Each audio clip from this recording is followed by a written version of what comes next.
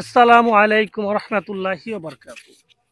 তো আজকে আপনাদের মাঝে আবারও একটা স্বামী স্ত্রী বশীকরণ তাবিজ নিয়ে আলোচনা করব।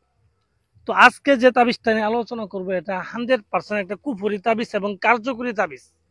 এই তাবিজটা এতটাই কার্যকরী যে এই তাবিজটা করার ফলে 72 ঘন্টার মধ্যে আপনার স্বামী যেই জায়গায় থাকুক, দেশে বিদেশে যেই জায়গায় থাকুক, সে আপনার জন্য পাগল হয়ে ছুটে আসবে আপনার কাছে এবং আপনার গুলাম হয়ে যাবে, আপনার দাস হয়ে যাবে। এটা মেয়ে অথবা ছেলে যে কারোর ক্ষেত্রেই করতে পারবেন, কিন্তু এটা করার পূর্বে আমি বলতেছি এটা 100% একটা কুফরি তাবিজ। তো যারা নিজের স্বামীকে বা নিজের প্রেমিককে বশ করার জন্য বা বিয়ে করার জন্য বিভিন্ন কবিরাজ তান্ত্রিকের পিছিয়ে ঘুরতে ঘুরতে জীবনটা শেষ করে ফেলালেন কিন্তু কাজের কোনো রেজাল্ট পারেন না, আমি ওই সব লোকদের বলবো আপনারা আর কবিরাজের পিছিয়ে না ঘোরাঘুরি করে আমার দেখানো তাবিজটা নিয়ে কাজ করেন, আপনি 100% কাজ হবে। এবং এই কাজের বিনিময়ে আমাকে একটা টাকা দিতে হবে না, কোনো কিছু দিতে হবে না, আপনি নিজে করবেন। নিজে করবেন, আমারে কেন টাকা দিবেন, আপনি নিজের কাজ নিজে করে নেন, তাহলেই শেষ। তো ভিউয়ার্স, অনেকে বলতে পারেন ভাই অনেক কবিরাজ তান্ত্রিকের টাকা দিচ্ছি কাজ হয় নাই, হ্যাঁ অনেক কিছু করছি, বীর্য দিয়ে কাজ করছি, মাসিকে রক্ত দিয়ে কাজ করছি, অনেক কিছু বলতে পারেন। তো তাদের ক্ষেত্রে আমি বলবো শুনেন, এই কবিরাজের কাছে টাকা দিলেও হবে না, আর বীর্য আর মাসিকের রক্ত বা বীর্য দিলেও হবে না। প্রত্যেকটা জিনিসের একটা সঠিক নিয়ম আছে, সঠিক কার্যক্রম আছে, সঠিক নিয়ম অনুযায়ী আপনার কাজ করতে হবে। এই যে বীর্যর কথা বললেন একজনের লোকে, যে বাবু ভাই বীর্য দিয়ে কাজ করছি কাজ হয় নাই, তবে শুনেন, বীর্য দিয়ে করলে কাজ হবে না, পৃথিবীতে এমন কোনো কাজ নাই। সঠিক ভাবে বীর্যটা দিতে হবে। আপনার একটা তাবিজের মধ্যে অবিবাহিত মেয়ের মাসিকে রক্ত লাগবে, আপনি যদি বিবাহিত মেয়ের মাসিকে রক্ত দেন তাহলে এটা দিয়ে কোনো লাভ আছে? দেখা গেলো বিবাহিত মেয়ের মানে অবিবাহিত মেয়ের বীর্য লাগবে, আপনি বিবাহিত মেয়ের বীর্য দিয়ে দিলেন, তাহলে তার কাজ করবে না। তো তাই বলে আগে নিয়মটা বুঝতে হবে কোন তাবিজের কি নিয়ম, ওই নিয়ম অনুযায়ী তারপর আপনার কাজ করতে হবে।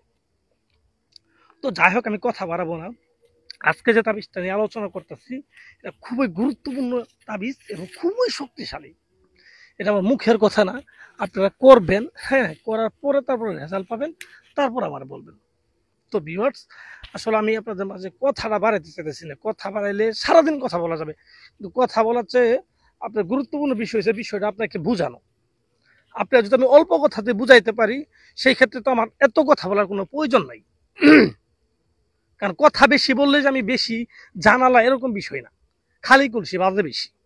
তো যাই হোক, আসলে আমি কথা বাড়াবো না, কিভাবে কাজটা করবেন। এই কাজটা করতে হবে যে কোনো একটা মঙ্গলবারের দিন, আপনি মঙ্গলবার ছাড়া এটা কাজটা আজীবন করলেও কাজ হবে না, কিন্তু মঙ্গলবারের দিন করা লাগবে, কারণ এটা নিয়ম মঙ্গলবারের দিন করে। মঙ্গলবারের দিন ঠিক দুপুর বেলা, সূর্য যখন মাথার উপরে, তো ওই সময় আপনাকে এই কাজটা করতে হবে।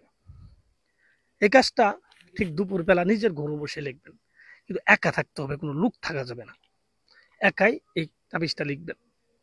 লিখার সময় অবশ্যই জায়নামাজ বিছায়া পশ্চিম দিক মুখ করবেন, মুখ করে সমস্ত শরীরের কাপড় চোপড় ফেলাই দিবেন, শরীরে একটা চুল পরিমাণ তাবিজ রাখা যাবে না, কিচ্ছু রাখা যাবে না, একেবারে অলঙ্গ হয়ে পশ্চিম দিক করে মুখ করে একটা সিজ্জা দিবেন, সিজ্জা দিয়ে উঠে তারপরে তাবিজটা লিখবেন। তাবিজটা লিখবেন কার মধ্যে, তাবিজটা লিখতে হবে আপনার ব্যবহার করা মেয়েদের পেন্টি বা ব্রা, কিন্তু সেটা হবে অবিবাহিত মেয়ে, বিবাহিত দিলেও হবে না। পেন্টি বা ব্রা, পেন্টি হলে সবচেয়ে ভালো, পেন্টির মধ্যে আপনি এই তাবিজটা লিখবেন। কি দিয়ে লিখবেন? আপনি লিখবেন আপনি লাল মুরুকের রক্ত, মুরুক, লাল মুরুক, মানে লাল মুরুকের এক রঙের মুরুক লাগবে না, অন্যান্য কালার থাকলে হবে, কিন্তু লালটা একটু বেশি আছে, এরকম এরকম একটা মুরুকের রক্ত দিয়ে এই আপনি পেন্টি বা ব্রার উপর এই তাবিজটা লিখবেন। একটা তাবিজ লিখলে হবে, ঠিক আছে? লিখার পরে যাকে বশ করতে চান তার নাম, তার বাবার নাম লিখে দিবেন, আপনার নাম, আপনার মায়ের নাম লিখে দিবেন। নামগুলো খুব গুরুত্বপূর্ণ বিষয়, কারণ নামের উপরে করতেছেন, সঠিকভাবে নামগুলো লিখবেন এবং নামগুলো আরবিতে লিখবেন। তো লিখার পরে আপনি এই পেন্টিটাকে সুন্দর করে তাবিজটাকে বলরাবেন, বলডানোর পরে এই তাবিজটার উপর আপনি ওখানে বসে প্রস্রাব করে দিবেন, যদি প্রস্রাব দেরিতে আসে তাহলে ওখানে বসেই থাকবেন, একটু হলেও প্রস্রাব দিবেন। দেওয়ার পরে এই তাবিজটাকে আপনি যে কোনো একটা নাপাক জায়গা, যেমন প্রস্রাবখানা, বাথরুম, হ্যাঁ ময়লা জায়গা, এরকম একটা জায়গায় ফেলে দিয়ে আসবেন। ফেলে দিয়ে আসবেন, দেখবেন আমরা 24 ঘন্টার মধ্যে এমন একটা জিনে এই তাবিজটার মধ্যে এমন অবস্থা করব, এই তাবিজটা আগুন লেগে পুড়ে যাবে, আপনি নিজে যেয়ে পরের দিন দেখতে পারবেন। যখন দেখবেন আগুন লেগে পুড়ে গেছে, আপনি কবেন যে কাজ ওকে। এই ছেলে মৃত্যুর আগ পর্যন্ত কুত্তার মতো পাগল থাকবো আপনার ভাবে, কুত্তার মতো, যে আমার মুখের কথা না তাবিজের কথা। দেখেন মানে এমন ভাবে তাবিজটা পূর্ব ছাই হয়ে যাবো, আপনি তখনই বুঝবেন যে কি হয়েছে, মাথা নষ্ট হয়ে যাবো আপনার। কবিরাজি সম্পর্কে মানে ধারণায় পরিবর্তন হয়ে যাবে।